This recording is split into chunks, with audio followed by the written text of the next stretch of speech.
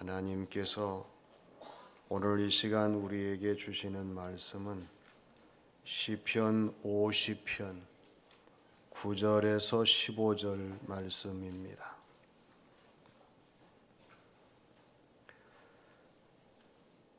내가 내 집에서 수소나 내 우리에서 수렴소를 가져가지 아니하리니 이는 산림의 짐승들과 뭇산의 가축이 다 내 것이며 산의 모든 새들도 내가 아는 것이며 들의 짐승도 내 것이미로다.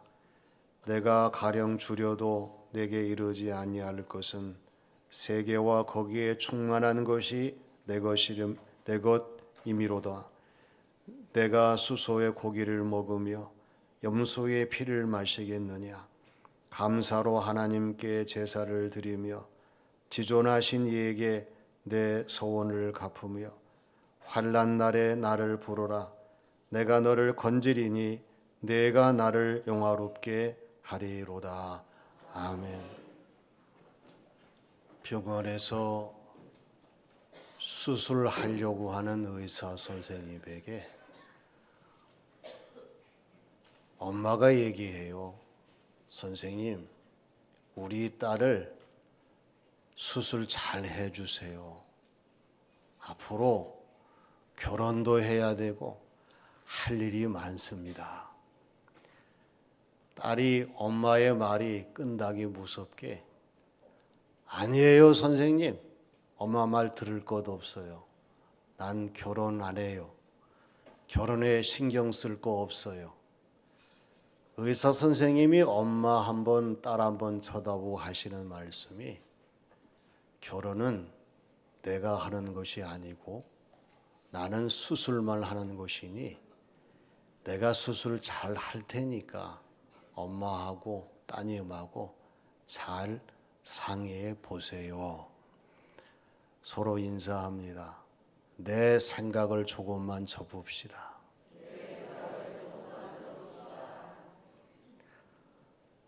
생각 없는 사람이 없지요. 다 생각이 있어요.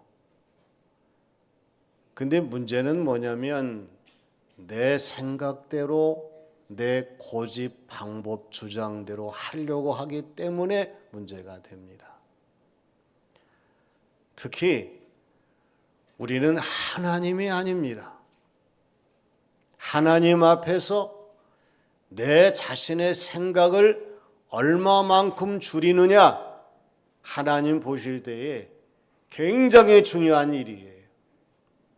올 한 해 우리 하나님께 기도하시고 하나님 말씀에 귀를 기울이시면서 하나님, 내 생각을 없애고 하나님 생각을 앞세우며 주어진 모든 삶을 살겠습니다. 그런 마음의 다짐이 성령님께서 저와 여러분들에게 있게 하시는 귀한 시간 되게 하시기를 원합니다.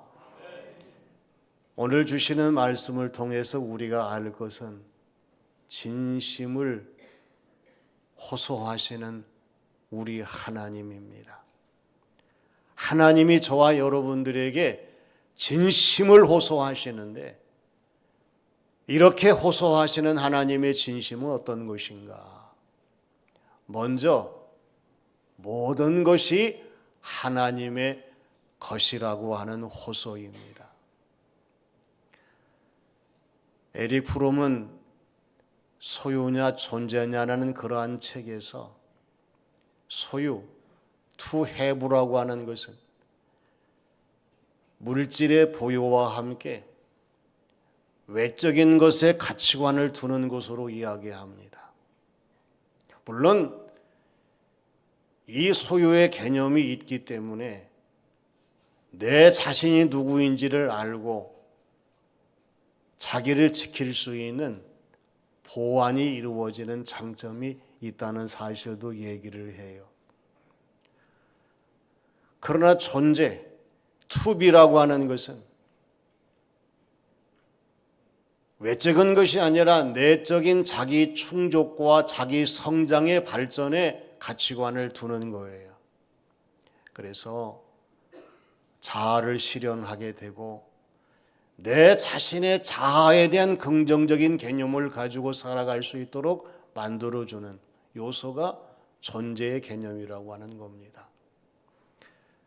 프롬은 이 두 가지의 사실 가운데에서 어느 한 가지를 지나치게 강조하는 것이 아니라 균형, 소유와 존재, 존재와 소유가 함께 균형을 이루면서 외적인 보유뿐만 아니라 내적인 자신의 충만한 것을 가지고 살아가야만이 자아를 실현하게 되고 사회에 진출하게 되고 여러 가지 많은 사람들과의 관계 속에서 더 좋은 결과를 가져올 수 있다, 이렇게 이야기합니다. 우리가 따를 것은 이러한 지적인 모든 요인을 가지고 이 학문적인 모든 배경으로서 따를 것이 아니라 하나님이 저와 여러분의 요구하시는 것은 신앙적인 것이에요. 신앙적인 것이라고 하는 것은 하나님, 이 모든 것이 다 하나님의 것입니다. 단순하게 신뢰하고 시인하면서 따르는 것을 의미하는 거죠. 왜 모든 것이 하나님의 것입니까? 하나님이 만드셨고요, 하나님이 주셨고요, 하나님께서 요구하시고 하나님이 받으시기 때문에 이 세상의 모든 것은 나의 것이 아니라 하나님의 것이라고 하는 하나님의 진심을 우리가 이해하고 하나님의 진심에 호소의 귀를 기울이는 성도의 신앙생활이 되어야 할 줄로 믿습니다. 중요한 거예요. 하루를 시작하게 될 때에 하나님, 모든 것이 내 것입니다, 그렇게 출발할 수가 있을까요? 반대가 되어야 돼요. 하나님, 모든 것은 하나님의 것입니다. 시간, 하나님이 허락하지 아니하시면 그 시간이 나의 시간 될 수 없어요.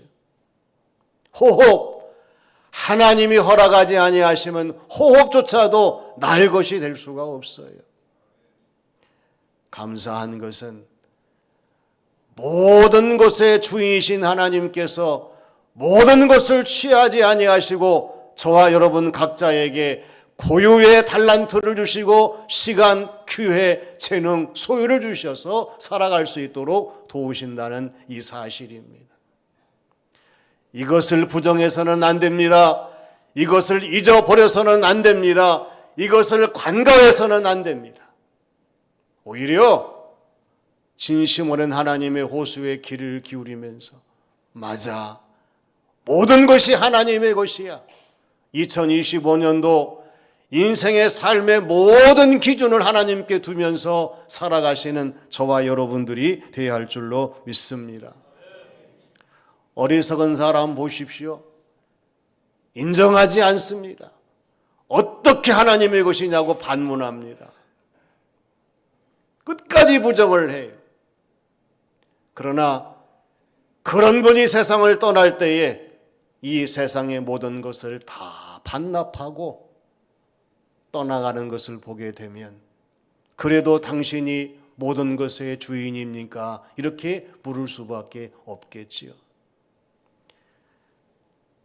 오늘 9절 11절 말씀을 보게 되면 하나님께서 내가 내 집의 수염소나 내 우리의 수염소를 가져가지 아니할 거다. 하나님이 수소와 수염소를 왜 가져가지 아니하십니까? 하나님께서 하나님의 소유를 강조하십니다. 살림의 들짐승, 뭇 가축들, 산에 나는 새들, 그리고 모든 들의 가축들 다 내 것이야. 내가 무엇이 부족해서 너희 집에 가서 너에게 구걸을 하며 너에게 달라고 하겠니? 아니야. 나는 그런 하나님이 아니야. 우리가 하나님에게 요구할지언정 하나님이 저와 여러분들에게 너 나에게 돈 좀 달라, 너 나에게 재산 좀 달라, 절대 그렇지 않습니다. 하나님은 모든 것이 내 것이라 말씀하시면서 저와 여러분이 바르게 참되게 믿음 안에서의 삶을 살아가게 되면 오히려 많은 것을 맡기겠다고 말씀하십니다. 주고 또 주겠다고 말씀하십니다.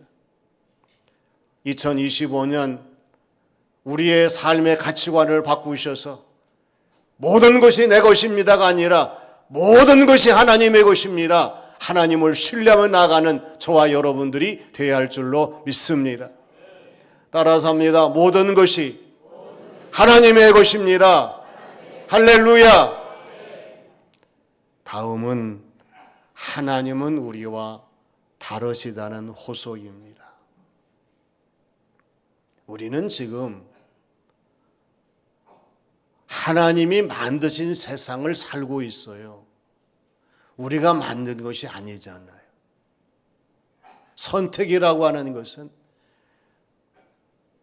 모태에서 태어날 때에 아무도 우리가 선택한 사람이 없어요. 하나님의 예정된 섭리를 따라서 탄생하게 하신 후에 우리 하나님께서 하나님의 사람으로서 하나님이 기뻐하시는 삶을 위하여 저와 여러분들에게 선택이라고 하는 어마어마한 자유를 하나님이 허락하신 거예요. 이 자유를 어떻게 사용하느냐? 상당히 중요하죠. 하나님 만드신 세상을 살아가면서 하나님을 부정하는 사람들 보십시오. 나는 있어도 하나님은 없어요. 나는 알아도 하나님은 알지 못합니다. 내 자신은 믿어도 하나님은 믿지 않습니다. 그래서 하나님이 없는 세상을 살아갈 수밖에 없는 불행한 인생의 삶을 살다가 세상 떠날 수밖에 없어요. 이것으로 끝나느냐? 절대 그렇지 않아요.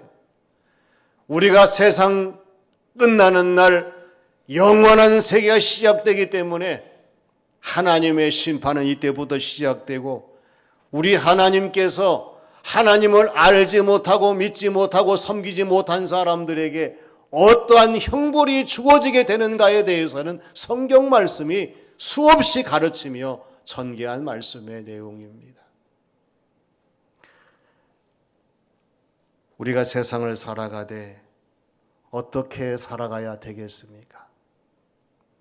우리가 세상을 살아가되 이 세상을 어떻게 살아가야 되겠습니까? 하나님과 유관하게 살아가야 될 줄로 믿습니다. 하나님과 무관해서는 안 돼요. 하나님이 계시니 나도 있습니다. 하나님의 은혜가 있으니 내 삶이 기쁨으로 가득합니다. 하나님과 유관한 삶을 살아가야 돼요. 그리고 하나님과 밀접한 삶을 살아가야 됩니다. 거리가 있지만 하나님 믿는 사람들, 섬기는 사람들에게 하나님과의 거리는 날로 가까워져야 돼요. 멀어져서는 안 된다는 사실입니다. 그리고 하나님과 긴밀하게 살아가야 됩니다. 내 자신의 모든 삶의 자리에서 긴밀한 성도들은 하나님을 긴밀하게 찾습니다. 하나님도 긴밀하게 찾아오셔서 모든 걸 역사하십니다.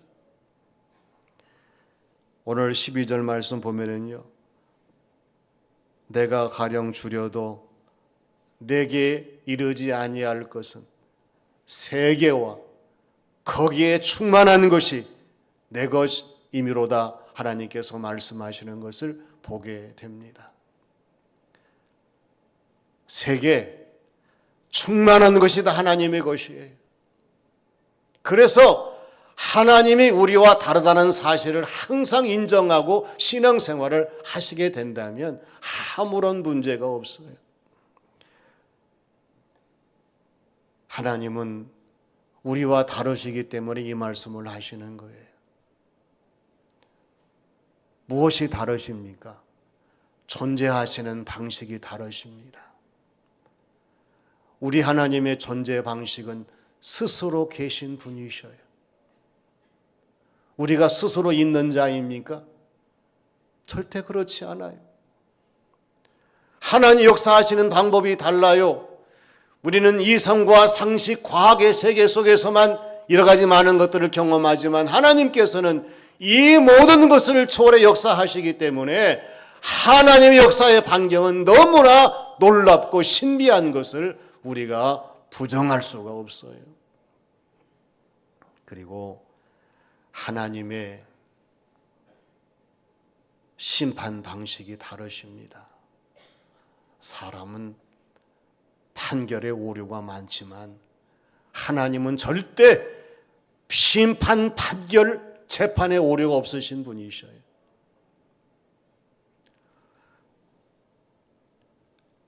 그래서 하나님은 사람에게 좌우되지 아니하셔요.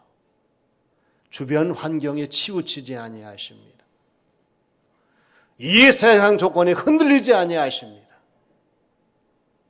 그런데 우리는 어떻습니까? 사람에 마구 흔들려요. 환경에 자꾸만 치우칩니다. 여러 가지 많은 일들에 우리는 너무나 흔들릴 때가 많아요. 이 시간 하나님 분명히 말씀하십니다. 나는 내가 아니야. 나는 너와 달라. 나는 너와 비교할 수 없는 하나님이야.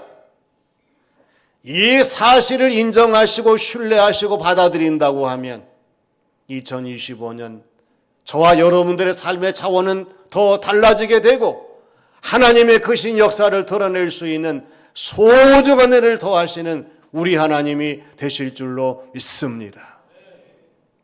우리와 다르신 하나님을 믿는 저와 여러분 얼마나 행복한 사람입니까? 얼마든지 하나님 역사하심에 우리의 소망을 두고 하나님을 영화롭게 하는 성도의 신앙생활, 이 삶으로 나아가시는 바른 성도의 삶이 되시기를 바랍니다. 마지막은 감사와 영광을 하나님께 돌리라고 하는 호소입니다. 감사와 영광, 이 두 가지는 우리의 신앙생활 삶 속에서 하나님을 섬기는 사람으로서 반드시 있어야 될 필수입니다. 기본입니다. 상식입니다. 감사가 없습니까? 하나님 모르는 사람이에요. 하나님의 은혜를 저버리는 사람입니다. 감사할 것은 내가 살아있는 순간부터 시작되는 것이기 때문에 주변을 둘러보면 하나하나 곰곰이 생각하면 수없이 감사할 것이 얼마나 많은지 몰라요. 하나님의 영광, 내 인생의 모든 마지막 클라이맥스가 바로 하나님 영광이에요. 감사와 영광에 있는 성도의 믿음, 하나님이 보실 때에 참된 믿음입니다. 그리고 감사와 영광에 충만한 신앙생활, 하나님 보실 때에 아름다운 성도의 신앙생활입니다. 감사와 날마다 이어지는 성도의 모습, 행복하고 복되고 복된 성도의 모습입니다. 되물어 봅니다. 그럼에도 불구하고 왜 감사와 영광이 없는가? 우리의 믿음이 방전되었기 때문입니다. 믿음이 사라지는 순간부터 나타나는 것이 뭐냐? 불평이에요. 감사하지 않아요. 잘 되는 가정, 감사하지 불평하지 않습니다. 열심과 열정이 식었기 때문에 그래요. 내가 열심을 내고 열정적인 모든 것을 감당하게 되면 항상 모든 일에 감사하면서 주어진 모든 신앙생활 삶을 아름답게 이뤄나갈 수가 있어요. 그리고는 하나님 영광으로 이어지는 성도의 충성된 모습으로 나갈 수가 있는 거예요. 그리고 하나님의 은혜의 고갈입니다. 감사와 영광이라고 하는 것은 하나님의 은혜의 단비가 내리면 내릴수록 감사와 영광은 더 빛을 발하게 되고 있고 더 충만하게 되고 있고 더 증거할 수 있는 성도의 삶으로 나아가게 됐다는 사실입니다. 오늘 하나님께서 내가 수소의 고기를 먹으며 염소의 피를 마시겠느냐? 하나님이 짐승이 피를 마시는 하나님이십니까? 절대 그렇지 아니하십니다. 그래서 호소하시는 것은 감사로 하나님께 제사를 드리라. 무엇으로요? 감사한 제사를 드려라. 오해하지 마십시오. 돈으로 예배드리는 것 아닙니다. 하나님을 향한 구원의 감사를 가지고 드리는 예배가 되어야 됩니다. 예수님을 나의 구주로 믿는 믿음의 고백으로 드리는 예배가 되어야 됩니다. 그리고 지존하신 이에게 내 소원을 갚으라고 말씀을 하십니다. 스스로 계신 하나님, 영원하신 하나님에게 내 마음속에 준비된 모든 것들을 하나님께 드릴 수 있는 그러한 모습으로 하나님을 찬양 경배하며 영광 돌리라고 하는 거예요. 감사한 것은 환난 날에 나를 부르라. 할렐루야. 환난 날에 나를 부르라. 왜 부르라고 말씀하십니까? 내가 너를 건지리니 내가 나를 영화롭게 하리라. 아멘. 이게 하나님 말씀이에요. 내 자신의 신앙생활의 실존을 생각해 보세요. 여러분, 감사로 예배를 드립니까? 소원하는 것을 하나님께 간절한 마음으로 기쁨으로 드립니까? 그리고 환난 날에 여호와를 부릅니까? 부르기만 하나님께서 우리를 건져주시고 이 어려운 조건 속에서 영원롭게 하신 하나님의 역사를 약속하시는 것이 오늘 말씀의 내용입니다. 스카이 제신이는 산상수훈을 통해 듣는 예수님의 진심이라는 책에서 어린 아이들에게 얘기합니다. 세상 나라는 권력자, 부자, 영향력을 크게 행사하는 사람, 강한 사람, 이런 사람이 복을 받는 사람이라고 얘기하지만 하나님의 나라에서는 무시당하는 사람, 평화로운 사람, 순결한 사람, 온유한 사람, 가난한 사람이 복 있는 사람이란다. 이것이 예수님의 진심이란다. 이렇게 책에서 강조하는 거예요.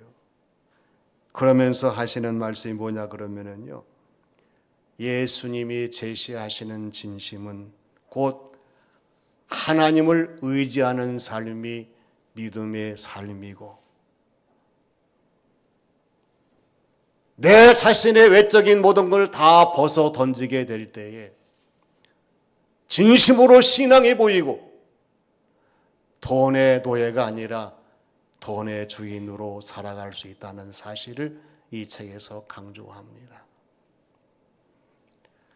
하나님의 진심을 들으셨습니까? 하나님의 진심을 아셨습니까?